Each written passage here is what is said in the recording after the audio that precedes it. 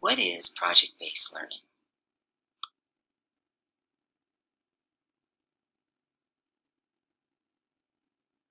According to the Buck Institute of Learning, there are 8 essential elements. And there are 4 phases to this process.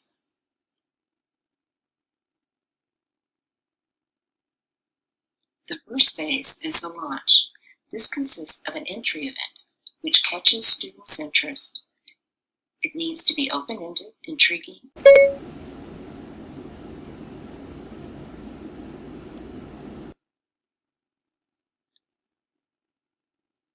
Phase 2, build and revise. The essential element is What is project-based learning?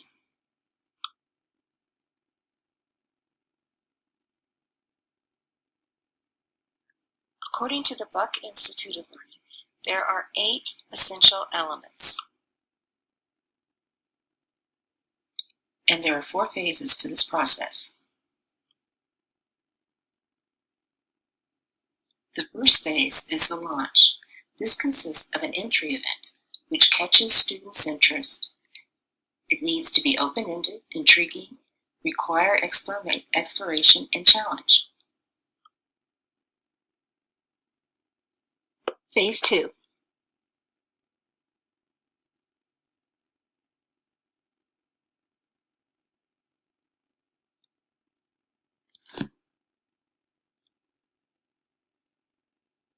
What is project-based learning?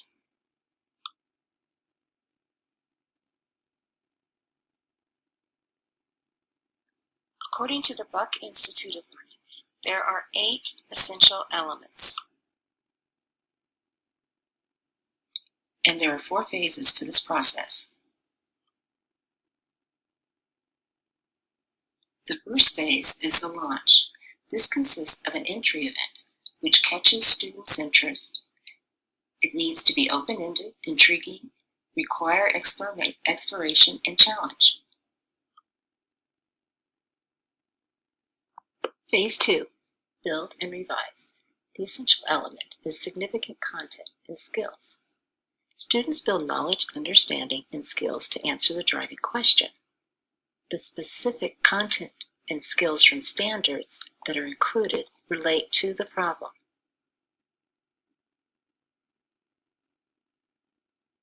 The next essential element is needs to know. Students use their driving question to find out what exactly they need to know to solve the challenge. This is student-driven, but teachers facilitate the process by asking quality questions that lead the direction students need to go to find the solution. The next essential element is in-depth inquiry. Students use questions and resources to explore possible solutions. Teachers identify specific lessons that will help them in this process.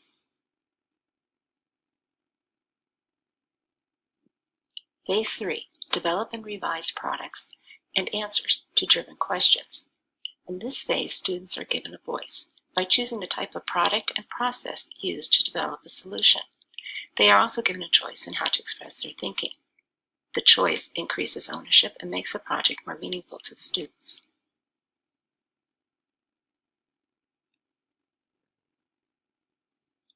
The essential element, critique and revise, includes ongoing feedback provided by the teacher and peers.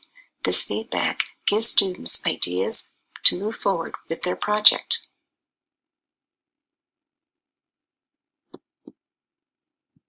Another essential element is for students to develop 21st century competencies. The first of these is critical thinking.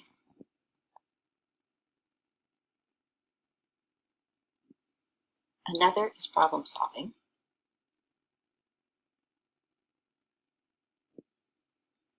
Collaboration and communication.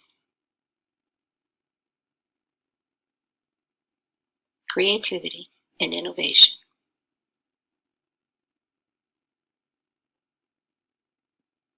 Phase 4, the final phase, is for the students to present their product and answers to an audience. This audience needs to be a public audience, so there is meaning behind the presentation. This presentation gives motivation to students to put their effort throughout the entire process.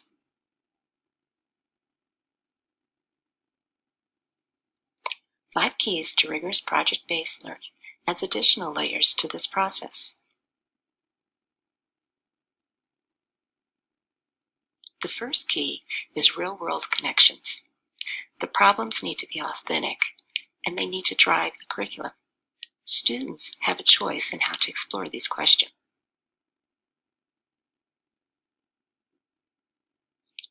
Core of learning occurs during the actual project-based lesson.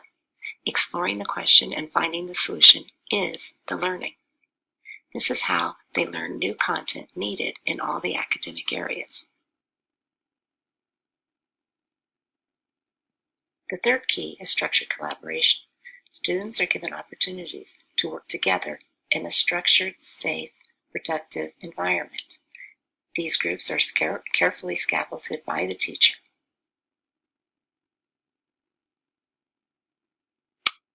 The fourth key is student-driven.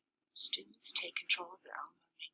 Students have ownership of their own learning.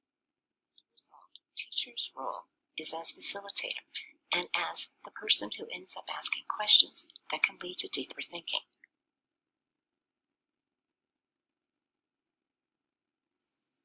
The final key is the multifaceted assessment. Assessments during project-based learning are usually formative assessments, ongoing, small, quick check-ins. The key is that students develop their own understanding of their own learning by creating and implementing self-assessments throughout the entire project.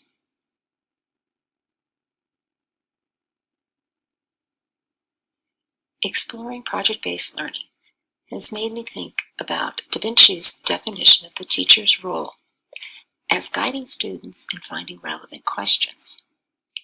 Vygotsky describes the mediator as working with the student in the zone of proximal development as encouraging and pushing the thinking. I wonder what Vygotsky would think of project-based learning. How would it have fit in his theory of intellectual potential?